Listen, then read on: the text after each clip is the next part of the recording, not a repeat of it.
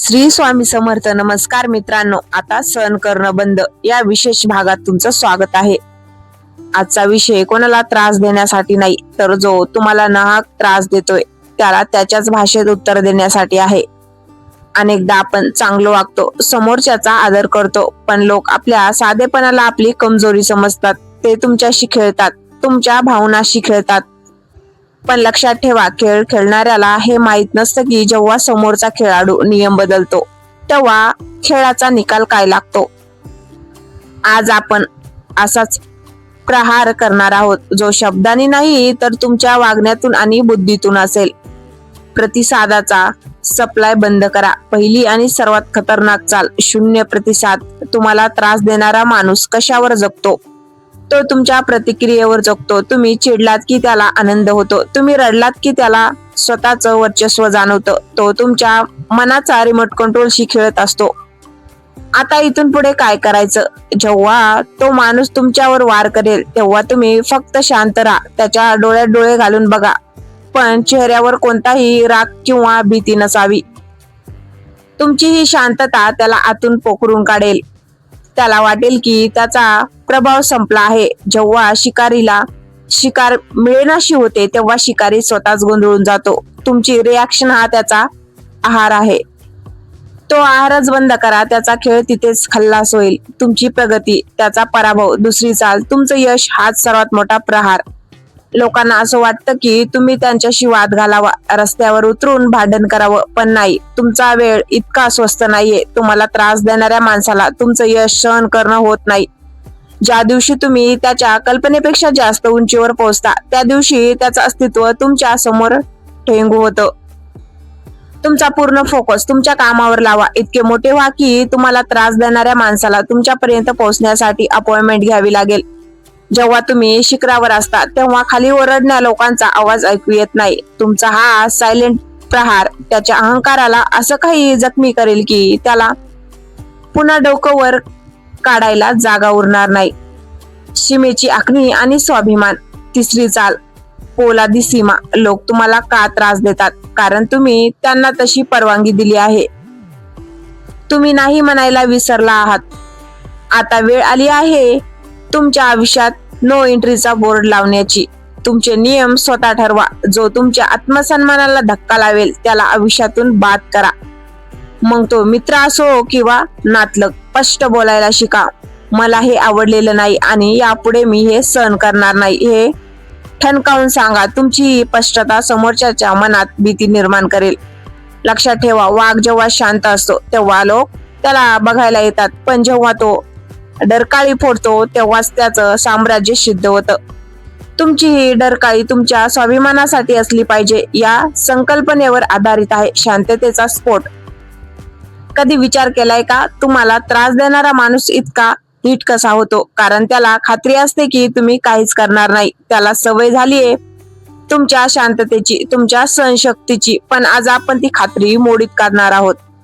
लोक म्हणतात माफ करायला शिका, पण मी म्हणतो माफ करायला देव समर्थ आहे. तुम्ही फक्त न्याय करायला शिका. जेव्हा एखादा माणूस तुमच्या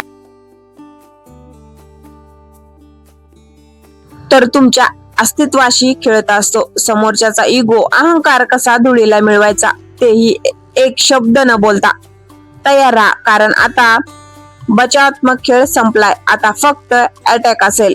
अदृश्य व्हा. पहिली सर्वात मोठी चाल, तुमची अनुपस्थिती. ज्याला तुमची किंमत नाही त्याला तुमच्या अस्तित्वाचा स्पर्शही होऊ देऊ नका.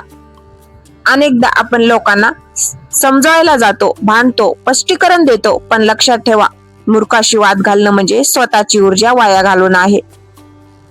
त्याच्या आयुष्यातून असे गायब व्हा की त्यांना तुमची सावली शोधायला सुद्धा रस्ता सापडू नये. तुमचा अवेलेबिलिटी, उपलब्धता पूर्णपणे संपून टाका. जेव्हा त्यांना तुमची गरज भासेल तेव्हा तुम्ही तिथे नसावं, हेच त्यांच्यासाठी सर्वात मोठं शासन असेल. ज्या माणसाला तुम्ही गृहीत धरलं होतं तो अचानक गायब होतो तेव्हा समोरच्याच्या मनात असुरक्षतेचा डोंगर उभा राहतो. हा मानसिक धक्का कोणत्याही शब्दापेक्षा जास्त खोलवर जखम करतो. माहितीचा वापर. दुसरी चाल, तुमच्या योजना गुप्त ठेवा. तुम्हाला त्रास देणारे लोक तुमच्यावर लक्ष ठेवून असतात.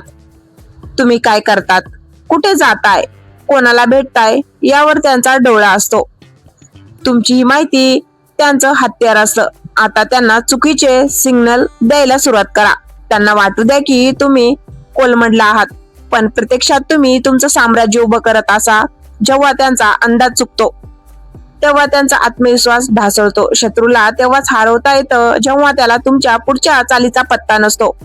तुमची गुपित तुमच्याकडेच ठेवा. तुमचा विजय हा इतका मोठा असावा की त्याचा आवाज थेट त्यांच्या कानाचे पडदे फाडेल. शांतपणे काम करा आणि यशाला गोंगाट करू द्या. त्यांच्या भीतीचा फायदा. तिसरी चाल, त्यांच्या कमकुवत नसेवर हात ठेवा. लक्षात ठेवा, जो माणूस दुसऱ्याला त्रास देतो तो आतून प्रचंड भित्रा असतो. तो स्वतःच्या कमतरता झाकण्यासाठी तुमच्यावर ओरडतो किंवा तुम्हाला कमी लेखतो. त्याच्या या भीतीला ओळखा. त्याच्या समोर इतके आत्मविश्वासाने उभे राहा की तुमच्या एका नजरेने त्याचा थरकाप उडाला पाहिजे. जेव्हा ते तुमच्याशी वाईट वागतात तेव्हा त्याच्या डोळ्यात डोळे घालून फक्त एक स्मित हास्य द्या. हे गूढ हास्य त्यांना वेड करून सोडेल. त्यांना वाटेल की तुम्हाला असं काहीतरी माहिती आहे जे त्यांना माहित नाही. हा संशयच त्यांना रात्रभर झोपू देणार नाही. ज्या दिवशी तुम्ही त्यांच्या भयावर विजय मिळवता त्या दिवशी तुम्ही अर्धी लढाई जिंकलेली असते. प्रवेश, युद्धाची घोषणा.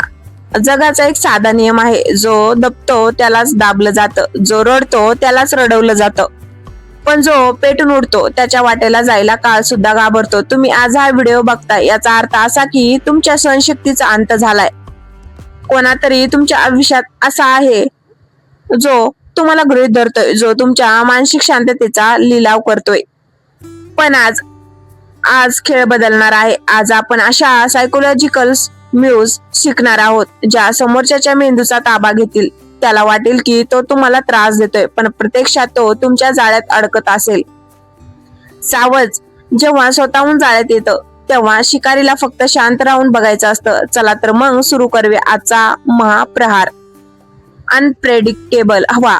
पहिली चाल, अंदाज लावू न देणे. समोरच्या माणसाला तुमचा त्रास का देता येतो? कारण त्याला माहिती असतं की तुम्ही काय करणार आहात. तुम्ही रडणार, तुम्ही फोन करणार, तुम्ही विनवण्या करणार किंवा तुम्ही चिडणार. ही तुमची पॅटर्न आहे. जोपर्यंत तुमची ही पद्धत तो ओळखतो तोपर्यंत तो तुमचा मालक आहे. आता या पॅटर्नला तोडून टाका. जेव्हा त्याने तुम्हाला त्रास द्यायचा प्रयत्न केला तेव्हा तुम्ही चक्क हसा किंवा एखादा जोक सांगा. जेव्हा त्याने तुम्हाला रडवायचा प्रयत्न केला तेव्हा तुम्ही अत्यंत शांतपणे त्याच्याकडे बघून थँक्यू म्हणा. तुमचं हे वागणं त्याला गोंधळात टाकेल. मानसोपचार शास्त्र सांगतं की जेव्हा एखादी गोष्ट आपल्या अंदाजाबाहेर घडते तेव्हा आपला मेंदू फ्रीज होतो. त्याला समजूच देऊ नका की तुमच्या मनात काय चाललंय. तुमची गूढता हीच तुमची पहिली ढाल आहे. Ignorance is power. दुर्लक्ष करण्याची शक्ती. दुसरी चाल, पूर्ण दुर्लक्ष. लोकांना असं वाटतं की शिवी देणे किंवा भांडण करणे उत्तर देणं नाही. सर्वात मोठं उत्तर आहे तुझं अस्तित्वच माझ्यासाठी शून्य आहे. समोरचा माणूस तुमच्या समोर उभा असताना सुद्धा त्याला असं भासू द्या की तिथे कोणीच नाहीये. तुमच्या फोनमध्ये बघा, गाणी ऐका किंवा दुसऱ्या कोणाशी तरी आनंदाने गप्पा मारा. जेव्हा तुम्ही एखाद्याला मनातून काढून टाकता तेव्हा त्याचं महत्व संपतं. ज्याला अटेन्शनची भूक असते त्याला इग्नोरन्सचे फटके सर्वात जास्त लागतात. ही चाल त्याला आतून इतकी अस्वस्थ करेल की तो स्वतःची लायकी शोधायला लागेल. तुमचा वेळ आणि तुमची ऊर्जा फक्त तुमच्यासाठी आहे, कचऱ्यात टाकण्यासाठी नाही. स्वतःचे साम्राज्य उभे करा. तिसरी चाल, इतके मोठे व्हा की ते लहान वाटू लागतील. एका छोट्या रेषेला लहान करायचं असेल तर त्या शेजारी एक मोठी रेषा ओढावी लागते. तुम्हाला त्रास देणाऱ्या लोकांच्या आयुष्यात त्यांचं सर्वस्व असतं, म्हणून ते तुम्हाला त्रास देतात, पण तुमच्या आयुष्यात त्यांच्यासाठी जागाच उरली नाही पाहिजे.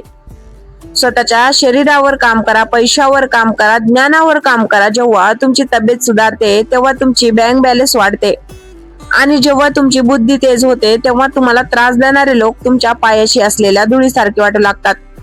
तुमचा आत्मविश्वास इतका उच्च असावा की समोरच्याची नजर तुमच्या नजरेला भेटताना झुकावी. हा सूड नाही, हे परिवर्तन आहे. आणि हे परिवर्तन समोरच्याचा खेळ संपणारा सर्वात मोठं हत्यार आहे. विजयतेचा निर्धार. शेवटी जाता जाता एकच सांगेन, वाघ जेव्हा 2 पावलं मागे घेतो तेव्हा तो घाबरलेला नसतो, तर ती झेप घेण्यासाठी केलेली तयारी असते. आजपर्यंत तुम्ही जे सहन केलं ती तुमची तयारी होती. आता झेप घेण्याची वेळ आली आहे. जे लोक तुम्हाला आज त्रास देत आहेत ते उद्या तुमच्या नावाचा जय जयकार करतील, पण जेव्हा तुम्ही त्यांना ओळखायला सुद्धा नकार दिला पाहिजे. तुमचा आयुष्य एक अमूल्य हिरा आहे, तो कोणाच्या पायाखाली चिरूड देऊ नका. उठा, स्वतःला ओळखा आणि आजपासून प्रहार करायला शिका. जर तुम्हाला या शब्दांनी एक नवी उभारी दिली असेल